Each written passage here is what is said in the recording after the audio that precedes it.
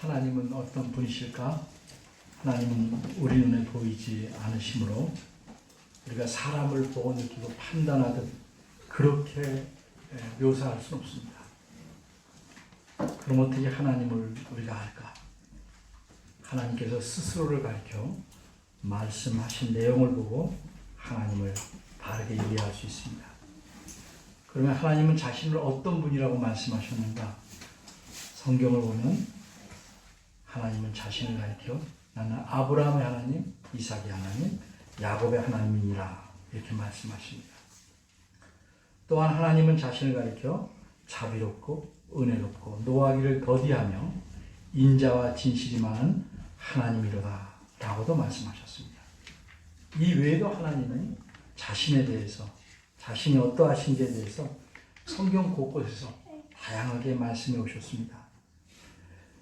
그런데 우리는 하나님께서 자신에 대해서 이렇게 직접 말씀하신 내용이 없는 부분에서도 하나님께서 하신 말씀이나 간접적인 말씀이나 행동을 통해서 하나님이 어떤 분이신지를 알 수 있습니다.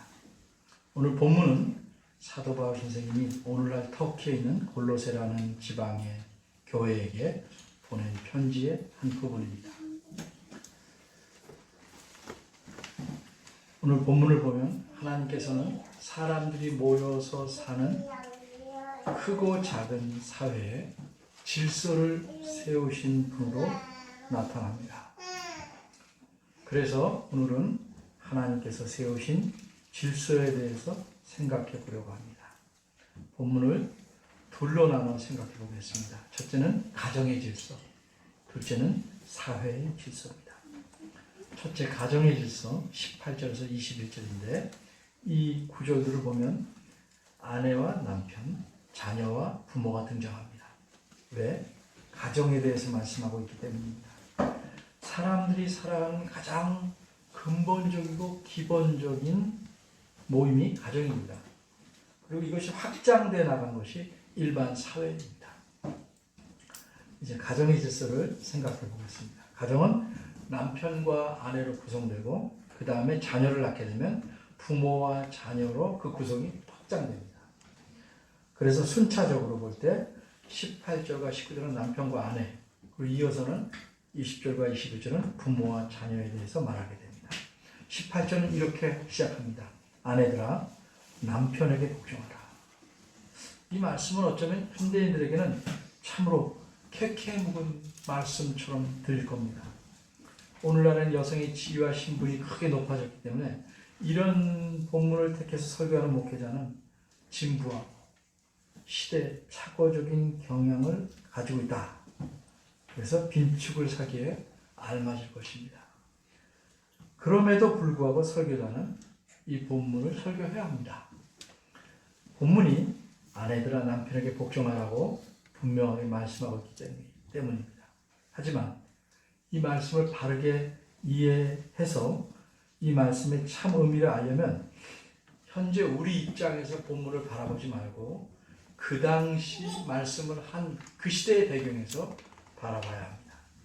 이 편지에서 아내들아 남편에게 복종하라는 말을 할 때 이 말씀을 듣는 당시의 사람들, 특히 아내들에게는 이 말이 그다지 충격적이거나 거북하지 않았습니다. 그 당시 사회에서는 심지어 자신들이 하나님의 택한 백성이라고 자부하던 유대인들의 사회에서까지 아내는 그저 집안의 물건보다 조금 나은 정도의 존재로 인식되어 있었기 때문입니다.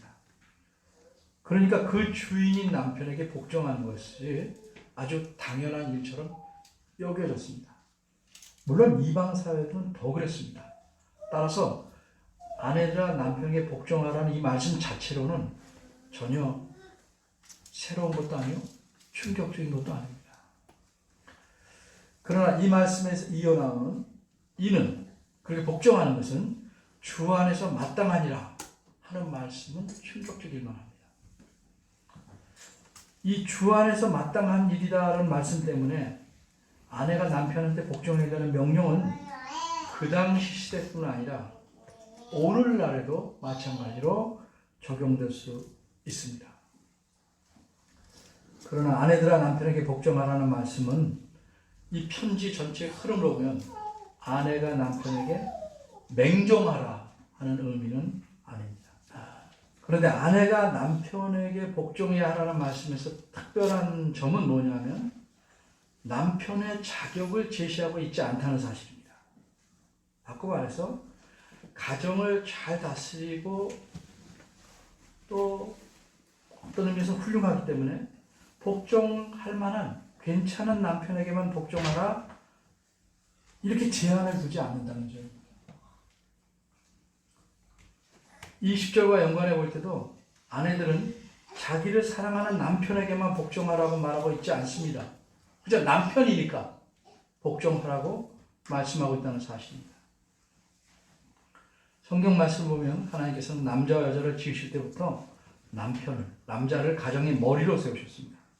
이 사실은 남편의 신분이나 가치가 아내의 신분의 가치가 더 높다는 의미 전혀 아닙니다. 그렇게 신분이나 가치가 남자가 여자보다 높다? 다르다? 이렇게 보는 것은 성경적인 생각이 아닙니다.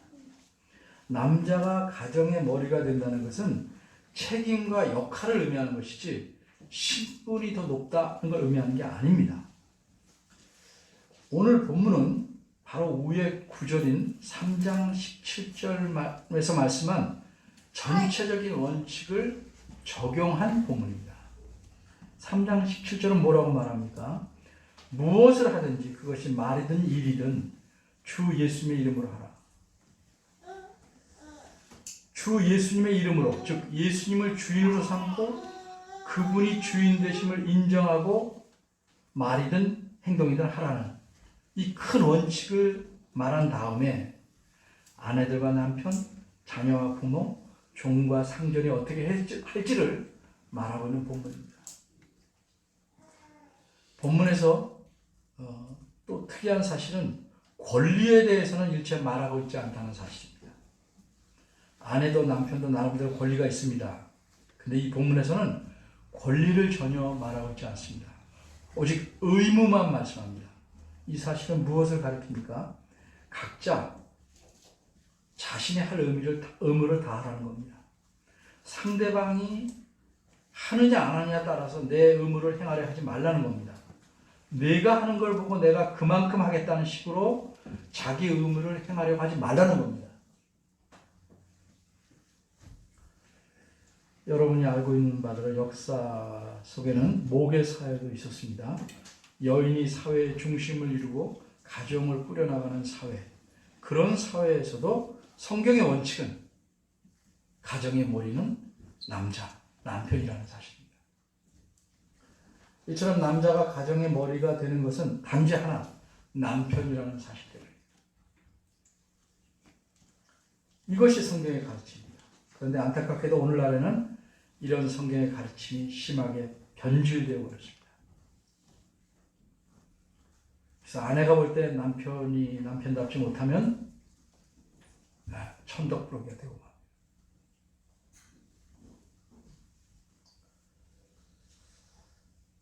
맙니다. 이 말씀을 듣고 아내들은 이런 생각을 할 수 있겠습니다. 그래, 남편이 어떤 역할을 하든지 하나님께서 남편을 머리로 세워서 복종하라고 하신 것이고 그렇게 하는 것이 주 안에서 마땅하다면 남편들은 우리 아내들에게 어떻게 하는 것이 주 안에서 마땅할까? 이런 생각이 들 수 있죠. 그래서 20절은 말씀합니다. 남편들은 어떻게 해야 마땅합니까? 아내를 사랑하라고 명령합니다.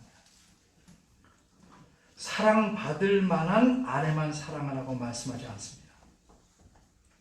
아름다운 여인, 아름다운 아내만 사랑하라고 하지 않습니다. 아내의 체형이 바뀌고 단점이 드러난다 할지라도 여전히 사랑하라고 말씀합니다. 그리고 그 다음 표현은 사랑하는 말과 대칭이 되는 말입니다. 사랑을 맛으로 표현하자면 사랑이 달콤하다 이렇게 말한다면 그 뒷말은 쓰다는 맛을 나타내는 말입니다. 괴롭게 하지 말라는 것인데 쓰게 하지 말라. 쓴맛을 보게 하지 말라는 의미입니다. 어쩔 수 없는 문제를 가지고 아내를 괴롭혀서 마음의 쓴맛을 느끼도록 하지 말라는 뜻입니다. 그 시대의 아내는 남편들이 종처럼 취급했는데 그런 남편들에게 내 아내를 사랑하라고 명령한 것은 오늘날 남편들이 듣는 것보다 훨씬 충격적입니다. 집안의 물건처럼 생각해서 필요에 따라 쓰고 버릴 수 있는 것처럼 여겨진 아내들은 그저 남편의 위로의 도구요, 편리함의 도구, 재산과 같았기 때문에 그 당시 남편들에게 사랑하라, 괴롭게 하지 말라는 명령은 충격적일 수밖에 없습니다. 이렇게 근본적인 원칙을 굵게 말한 다음에 이 부부관계 이야기에서 자녀와 부모의 관계로 넘어갑니다. 남편과 아내 관계에서도 그렇듯이 자녀와 부모 관계에서도 그 일이 주 안에서 기쁜 일이기 때문에 주님이 기뻐하신 일이기 때문에 그렇게 하라고 말씀하는 겁니다. 그리고 무엇보다도 예수 그리스도께서 주님이시다 하는 걸 강조합니다. 자녀들에게 말합니다. 부모가 시키는 일이 자녀 자신들이 보기에 합당하고 들을만 하기 때문에 순종하라고 말하지 않습니다. 모든 일에 그렇게 하라고 말씀합니다. 근데 이 말을 오해해서 나쁜 일에도 그렇게 하라는 것인가 이렇게 생각하면 안 됩니다. 주님이신 예수 그리스도께서 인정하신 일이라면 무엇이든지 자녀인 내게 맞지 않은 할지라도 순종하라는 의미입니다. 근데 여기서 순종하라는 말은 18절에 나온 복종하라는 말과는 좀 다릅니다. 어떻게 다른가? 순종하라는 말은 들을 준비가 되어 있고 듣자마자 행할 자세가 되어 있는 것을 가리킵니다. 그런데 요즘 사회는 어떻습니까? 자녀들이 부모에게 순종합니까? 거꾸로 아닙니까? 모든 일에 부모가 자녀에게 순종할 준비를 갖춰 있는 사회입니다. 여러분의 가정은 어떻습니까? 자녀의 말이 입에서 떨어지자마자 행하는 부모들. 그게 자녀를 사랑하시라고 생각하는 부모들. 그래서 자녀 부모가 호족상으로는 그렇지만 실상은 집안에서는 바뀌어 있는 사회입니다. 자녀들이 모든 일에 부모에게 순종해야 되는 이유가 무엇입니까? 간단합니다. 그렇게 하는 것이 주 안에서 주님을 기쁘시게 하는 일이기 때문입니다. 주님께서는 예전이나 지금이나 변하지 않고 이런 삶, 이런 가정을 이루길 원하십니다. 그러면 자녀들은 어떻게 부모에게 순종할 수 있는가? 저절로 되는 건 아닙니다. 부모가 가르쳐야 합니다.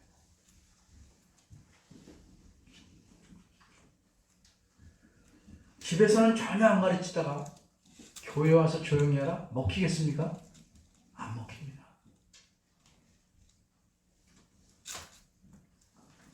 특별히 자녀와 부모에 대해서는 에베소 6장 1절 4절까지에서도 잘 말씀합니다.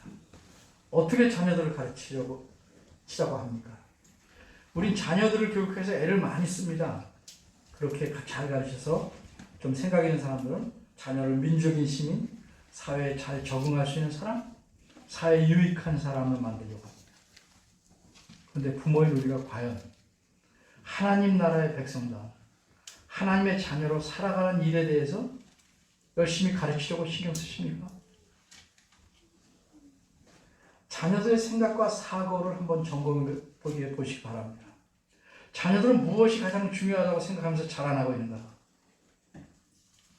에베소 6장 4절을 보면 주의 교양과 훈계로 양육하라고 하십니다.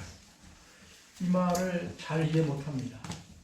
여기서 주의 교양이라는 것은 주님을 섬기되 좀 교양 있게 섬기는 것, 그런 뜻 아닙니다. 교양이라는 것은 교육하고 양육한다는 말을 묶어놓은 건데 엄밀히 말해서 훈련입니다. 훈련. 우리가 잘 아는 영어로 트레이닝입니다. 훈련시키는 겁니다. 주님이 가신 길을 계속 따라갈 수 있도록 훈련시키는 겁니다. 그리고 훈계라는 말은 잘못했을 때 그때만 야단치는 게 아니고 이 훈계란 말은 하나님의 말씀 그 자체를 가리킵니다. 하나님 말씀에 기초해서 근거해서 계속 훈련시키고 가르치라는 겁니다. 그저 가정예배 한 번 드리는 것으로 내가 자녀 교육 다 했다 이렇게 생각하지 마십시오. 정말 자기 자녀가 주의 길로 늘 걷고 있는지 훈련을 시키고 하나님 말씀을 잘하게끔 계속 신경 써서 가르쳐야 돼요. 그러면 자녀를 갖지 않은 부모들은 한숨을 내쉬지 않을 수도 있을지 모르겠습니다. 그런데 성경이 이렇게 말할 때는 내 자녀들만 그렇게 하는 건 아닙니다. 우리가 교회로 묶어주신 이유가 뭡니까? 모든 어린이들에게 신경을 써야 됩니다. 물론 남은 부모들, 직접 부모들처럼 깊이 관여할 수 없지만 계속 신경 써야 돼요. 그래야 하나님을 섬기는 사회인 교회가 튼튼하게 설 수 있는 것입니다. 여기 21절에 보면 아비들아 그랬는데 어머니는 빼는 말이 아닙니다. 아버지만 자녀 훈련시키고 하나님 말씀으로 가르치는 게 아니고 집안의 책임을 지고 있는 사람이 아버지이기 때문에 그렇게 말한 것일 뿐입니다. 부모들은 어떤 잘못을 자녀를 가르칠 때 범할 수 있는가? 여기 하나를 특별히 지적하고 있습니다. 자녀를 경로하게 할 위험이 있습니다. 이게 무슨 말이냐면 필요 없는 것으로 자녀를 성나게 만들 수 있다는 겁니다. 이 말을 또 오해해서 애들이 전혀 화를 안 나게 하는 것. 그렇게 하는 뜻이 아닙니다. 아이들은 어때요? 어른도 마찬가지지만 자기 싫어하는 것을 하게 하면 화냅니다. 화내는 것이 두려워서 할 일을 안 시키는 것은 책임을 다하지 않는 겁니다. 그런 게 여기서 경로라는 게 아닙니다. 여기서 경로라는 것은 부모가 자녀를 너무 가혹하게 몰아붙여서 힘들게 함으로써 이런 마음이 들게 하는 거예요. 나는 아무리 해도 하나님을 섬기거나 부모님 말씀에 순종할 일에 더 이상 감당할 자신이 없어. 포기하는 게 낫겠다. 이렇게 낙심하게 용기를 다 잃어버리도록 밀어붙이지 말라는 겁니다. 그게 경로케 한다는 겁니다. 부모는 아이들의 한계를 잘 알고 적절히 밀어붙여야지 마냥 풀어줘도 안 되고 마냥 밀어붙여도 안 됩니다. 낙심하게 됩니다. 너는 할 수 있어. 밀어붙이면 안 됩니다.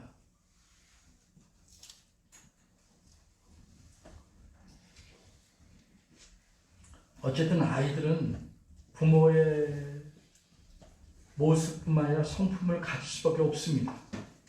유전적으로 그렇습니다.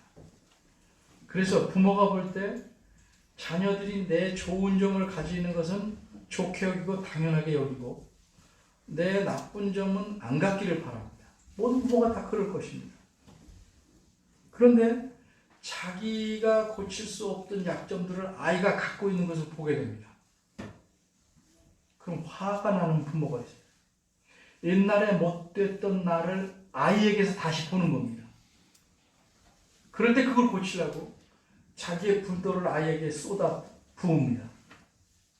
이건 아이들을 필요 이상으로 자극하는 것입니다.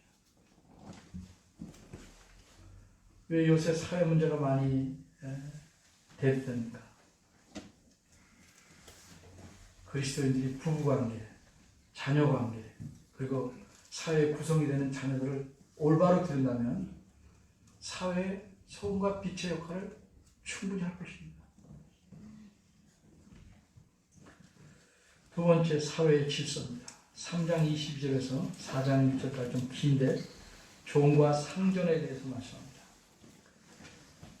이 종과 상전의 관계와 같은 일들이 가정에서도 일어날 수 있지만 이건 가정보다는 더 큰 사회를 이루는 구성 요소가 되기 때문에 이런 면에서 종과 상전의 관계를 이야기하고 있는 것입니다. 역시 이 내용으로 주님을 기쁘시게 하는 일이라는 걸 전제하고 말씀합니다. 22절에서 25절은 종에 대해서 많이 이야기합니다. 그래서 어떤 분들은 성경에서 노예제도를 승인하는 것이라고 오해합니다. 당시 사회는 노예제도가 합법화되고 있는 사회입니다.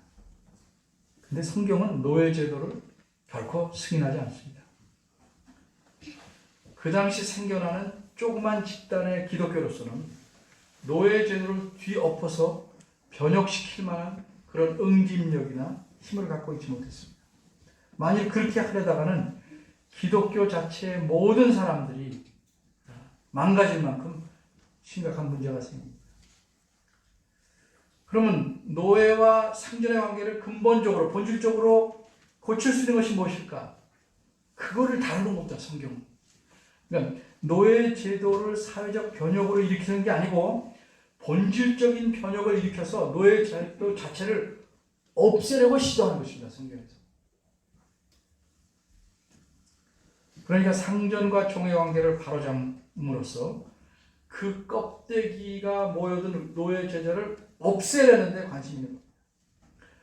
마음을 바꿔서, 태도를 바꿔서 노예와 상전 관계가 올바로 되면 제도 자체가 필요 없게 됩니다. 그러니까 바꿔 말해서 성경은 일종의 물리적인 혁명을 일으켜서 노예 제도를 없애려고 시도하지 않았다는 겁니다.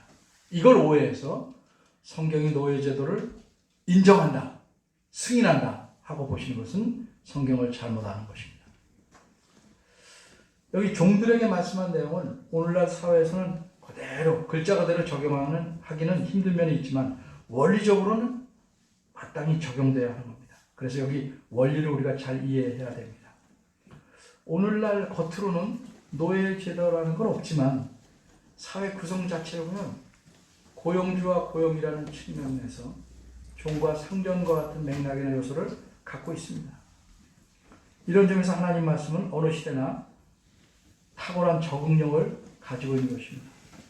종들에게 뭐라고 말씀합니까? 22절에 보면 모든 일에 순종하라고 했습니다. 물론 이것은 아까 설명했지만 부당한 일까지 포함해서 하는 말은 아닙니다. 항상 이 본문은 17절과 연관해서 생각해야 됩니다. 자신들을 부리고 있는 육신의 상전들, 노예 제도가 승인된 사회이기 때문에 얼마나 그 부당하게 노예들을 대하겠습니까? 그럼에도 불구하고 모든 일에 상전들에게 순종해야 하는데 어떤 자세로? 눈가림만 하지 말라고 합니다. 여러분 이런 말 들어보신 적 있을 겁니다. 립 서비스. 입술만, 말로만 잘 맞춰준다는 거죠. 여기 눈가림이라는 말이 여기서 영어가 나왔는데 립 서비스가 아니라 아이 서비스입니다. 이건 눈으로만 봉사하는 겁니다. 이것이 사람을 기쁘시게 하는 자들의 특징입니다. 눈으로만 봉사한다는 무슨 뜻이냐면 상대방이 보는 데서만 잘한다는 거죠. 립 서비스는 입으로 말로 그렇게 하는 거고 아이 서비스는 상대방이 보는 데서만 잘하는 척하고 있다는 거죠.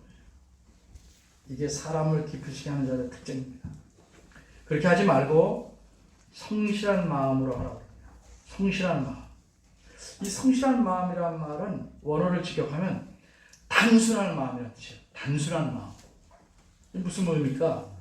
속에 자기 이익을 추구하거나 자기 이익을 위해서 뭘 따라가려는 복선을 깔지 말고 그저 단순한 마음으로 이익을 계산하지 말고 그렇게 하라는 거예요. 항상 계산하는 거. 단순한 마음이 아니에요. 복잡한 마음이에요.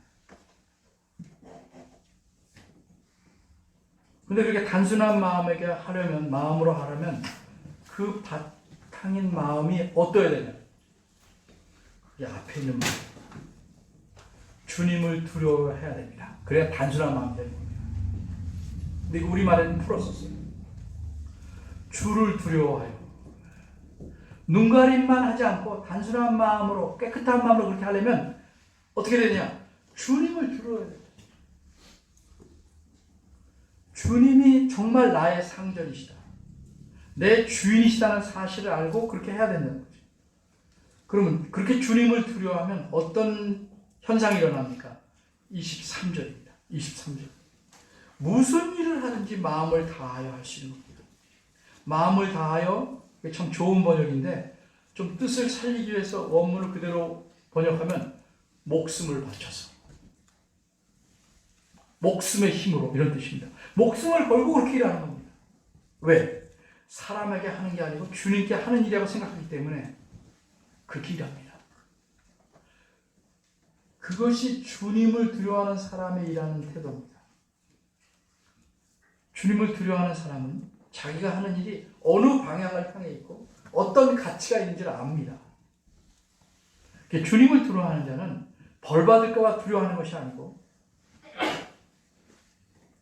내 이익이 얼마나 생길까를 계산하는 게 아니고 주님께서 어떤 분임을 알기 때문에 단순한 마음으로 일하는 거예요. 뭐든지 그렇습니다. 목회도 그렇고 가정의 일도 그렇고 또 직장 일도 그렇고. 그럼 주님은 어떤 분인가? 24절이 또 설명합니다. 그리고 두려워야 할 주님이 어떤 분인가? 주님을 뭐라고 소개하냐면 상을 주시는데 유업의 상을 주시는 분이라고 말합니다. 하나님께서 주실 모든 복을 성경에서는 기업 또는 유업이라고 말하는데 이 땅에서뿐만 아니라 장차 누릴 모든 것을 통틀어서 유업, 기업이라고 합니다. 그런 상을 주시려 알기 때문에 주님을 두려워하는 마음으로 공경하는 마음으로 그분 앞에서 성실하게 됩니다. 그 다음 말이 아주 놀라운 말인데 그 다음 말이 뭐라고 그랬습니까? 너희는 주 그리스도를 섬기느니라. 육신의 상전을 섬기는 건데 실제는 누굴 섬기는 거냐? 주님이신 그리스도를 섬기는 거라는 거죠.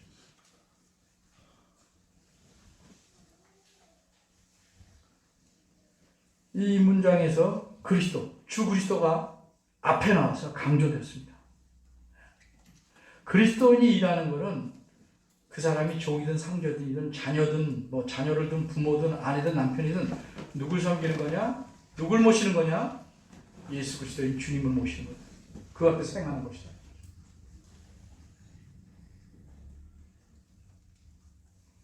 그런데 주님에 대해서 또 하나 알아야 될 게 있어요. 25절입니다. 주님은 상만 주시는 분이 아니고 불의를 행하는 자, 좁혀 말하면 눈가림만 하고 단순하지 않게 복잡한 마음으로 일하는 자, 그런 자에게는 그 행한 것으로 되받게 하는 분이에요. 자기가 행한 악한 일을 되돌아오게 하시는 분이라는 사실입니다. 물론 이것은 이 땅에서 이루어질 일입니다. 그런데 주님께서 이렇게 할 때 그래도 좀 봐주시지 않을까 생각할 수 있죠. 거기에 아예 못을 받고 있는 말씀이 있어요. 우리말이 영어나 다른 번역보다 잘 되는데 외모로 사람을 취하시는 말은 얼굴을 보시지 않는다 뜻입니다. 주님은 얼굴을 봐서 일을 처리하는 분이 아니라는 거죠. 너가 목회자냐? 체면이 있는데 내가 좀 가볍게 했지만 안 그런다는 거죠.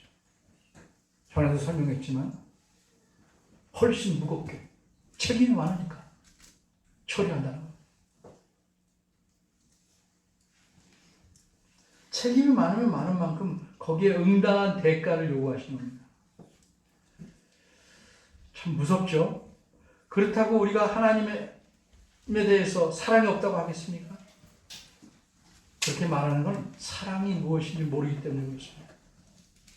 하나님의 사랑이란 공의와 결코 떼어낼 수 없는 겁니다. 불성실하고 악한데도 복을 주시는 것, 그건 사랑이 아니고 공의도 아닙니다. 그러면 하나님의 사랑과 공의는 기계적이냐? 그렇지 않습니다. 조금만 잘해도 충분하게 넉넉하게 주십니다. 여기서 사랑이 돋보입니다. 근데 악한 일을 했을 때는 어떻습니까? 악한 것이 분량으로 치면 셋인데 넷의 벌을 가하면 공의가 아니죠. 악한 것은 악한 대로 정당하게 갚되 좋은 것에 대해서는 풍성하게 주심으로써 사랑이 돋보이는 겁니다. 사람이 어떻습니까? 잘했으면 보통은 잘한 만큼만 줍니다. 악하면 몇 배로 갚죠. 이게 사람과 하나님의 차이입니다. 주님은 사람의 얼굴을 보고 편벽되게 편파적으로 하시지 않는다. 이 무서운 사실을 할 때 우린 주님을 두려워하지 않을 수 없습니다.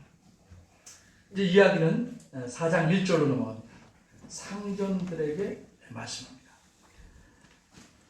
상전들아 너희가 종들에게 의와 공평을 행하라. 이 말은요, 상전들로서는 참 감당하기 힘든 말이에요. 그 당시 시대에 공평하게 해라, 의롭게 해라, 착취의 대상이고 마음대로 놀이개처럼 부를 수 있는 종들에게 의롭게 하고 공평하게 하라. 이 말은 실제적으로 뭐래요? 그 사람을 노예로 대우하지 말고 너랑 똑같은 사람으로 대우하라는 말입니다. 우리는 종종 뭐라고 합니다. 의롭게 해라, 공평하라 그러는 거예요. 항상 그렇게 안 하려는 사람이 뭐라고 그래요? 그렇게 하면 기어오른다.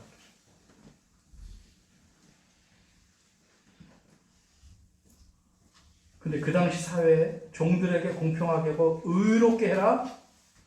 실제적으로는 노예 제도를 무시하고 사람 대 사람으로 자라는 이야기입니다. 신분이 상전이든 종이든 그리스도 안에 있으면 같은 주님을 섬기는 다 종임을 인식하는 겁니다. 그래서 다음에 분명하게 말합니다. 너희에게도 뭐가 있다? 상전이 있다. 너희에게도 하늘에 상전이 있음을 알라. 바꿔 말하면 너희도 종이다. 너희가 노예를 부리고 종을 부리지만 너희도 똑같이 종이다. 인간 사회에서는 높낮이가 있을지 모르지만 하나님을, 그리스도를 주님으로 모신 사람은 높낮이가 없다는 거예요. 하는 일에 따라서 책임만 있을 뿐입니다. 제가 평신도라는 말이 비성경적이라고 늘 말씀드리죠. 목사는 귀족 신도냐는 말이에요. 이 천주교에서 나온 말, 계급사회에서 나온 말. 다 성도인데 제가 하는 일은 목회자로서 일이고 여러분들은 목회자가 아닌 분들로서 하는 일입니다. 높낮이가 없습니다. 책임만 있습니다. 책임.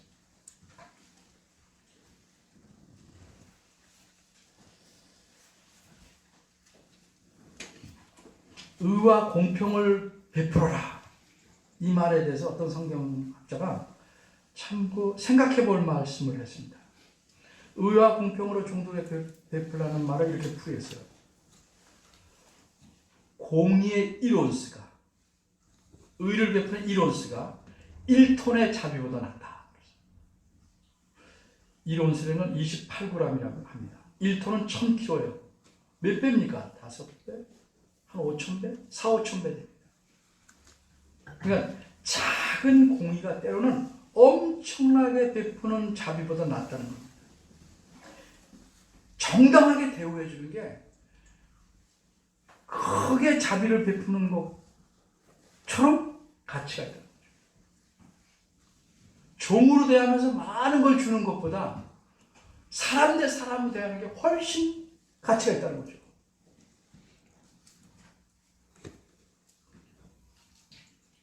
많은 것을 받아도 나를 공의롭게 대하지 않는다면 그건 한으로 쌓여요. 고용한 사람의 입장에서 보면, 고용당한 입장에서 보면 뭐 받을 거를 좀 못 받아도 나를 공평하게 대한다면 잘 견딜 수 있고 이해할 수 있어요. 근데 날 막 무시하는데 줄 것만 많이 주면 관계가 좋아지겠습니다. 사람은 돈으로 사는 것이 아닙니다. 사람과 사람의 관계에서 사는 것은 공의로움이 있어요. 공정하고 공평하고 공의로움. 이렇게 사회를 구성하는 여러 구성원들에게 오늘 본문이 원칙적인 말씀을 하고 있습니다. 왜 이런 말씀, 원칙을 말씀하는가? 우리가 생각할 것은 그리스도인이 된다는 것은 한마디로 주인을 바꾸는 것입니다. 이전의 주인은 나였습니다. 실제상에 보이지 않은 주인은 사탄이었습니다. 내가 인정을 안 할 뿐이죠. 어쨌든 내가 인정하는 범위 내에서 말하면 예수님 믿기 전에 주인은 나였습니다. 그래서 내 인생, 내 사람, 내 것, 모든 것의 주인은 나였습니다. 근데 그리스도인이 된다는 건 기본적으로 뭡니까? 주인이 내가 아니라 예수 그리스도로 바뀌었다는 걸 인정하는 겁니다. 그래서 내 아내의 주인도 내가 아니고 하나님이십니다. 내 남편의 주인도 하나님이십니다. 결혼은 그 주인이신 분 앞에서 두 사람이 팀이 돼서 주님의 종으로 일을 성실히 하겠습니다 하고 약속하는 겁니다.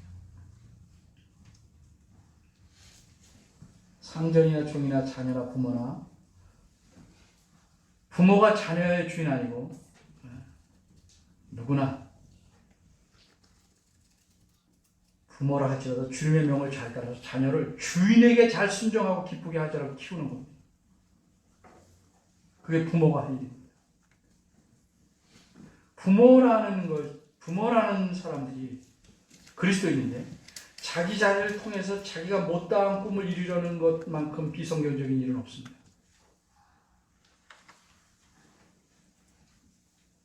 모든 일에서 주님 되심을 인정하는 것, 그리고 내 삶이 주님 중심으로 바뀌는 것, 이것이 그리스도인이 성숙해야 이룰 단계가 아니고 처음부터 그렇게 바뀌어 나가야 됩니다.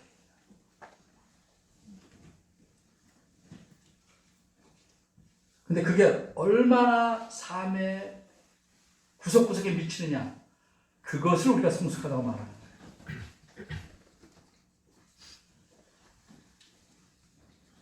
남하고 얘기할 때는 주인이 주님이시고 내가 내일 할 땐 내가 주인이라면 그리스도는 아닙니다. 나부터 바뀌어야 합니다. 목회자가 바뀌고 가장의 책임 맡은 남편이 바뀌어야, 그리고 부모가 바뀌어야 그 다음 따라서 바뀌는 겁니다. 우리의 진정한 주인은 하늘에 계신 상전 하나님이심을 잊지 말고 사는 것이 그리스도인으로 바로 사는 것이고 하나님 앞에서 사는 겁니다. 정말 의와 공평을 베풀고 후한 상과 복을 주시는 그런 주인을 섬기는 것이 기쁨입니다. 그런 주인을 섬기는 것이 삶의 기쁨이요 명예입니다. 옛날 소설 같은 데 보면 또 장군이 좋은 주군을 만나는 것을 영예로 생각했습니다. 그래서 목숨을 기꺼이 주군 위에서 버립니다. 세상에 물드는 사람도 그 정도로 사는데 정말 평생 우리를 선하신가 인자하심으로 이끄시고 채우시는, 함께 하시는 주님을 그렇게 섬기지 않는다면 그 사람의 삶에 기쁨과 보람과 감사함이 있겠습니까? 여러분들을 한번 생각해 보십시오. 어떤 그리스도인이 될 것인가? 명목상인 그리스도인이 될 것인가? 실제로 그런 사람으로 살 것인가?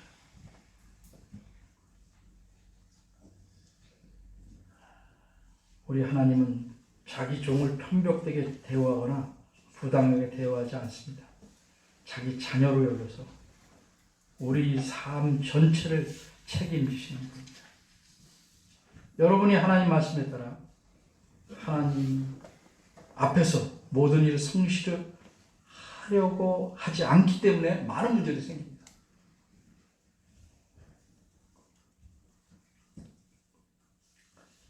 내가 남편이든 아내든 자식이든 부모든 남을 고용했든지 고용을 당했든지 우리가 그리스도인이라면 우리의 주인은 그리스도이다 하는 사실을 늘 명심하고 사시길 바랍니다. 기도하겠습니다. 저희 모두의 주인 되신 하나님, 하늘에 계셔서 우리의 모든 말과 행동을 지켜보시고 우리 마음을 살피시는 줄 알기에 저희가 두려워합니다. 그러기 주님 앞에서 옷깃을 여미고 바로 행하며 바로 살려고 몸부림쳐 봅니다. 우리의 연약함을 아시기에 시시때때로 우리에게 위로를 주시고 새 힘을 주십니다. 이런 주님을 우리가 주인을 모셨사오니 그 가운데서 모든 삶의 기쁨과 복락과 위로를 얻게 하시고 감사하게 하시고 맑은 물에서 사는 물고기가 그곳에서 삶을 행복해 하듯이 주의 품속에서 사는 저희가 늘 스스로를 복되게 여기며 감사히 생각하며 주님을 섬기는 일을 우리 삶의 모든 현장에서 게을리지 않도록 이끌어 주옵소서. 예수님 이름으로 기도하였습니다. 아멘.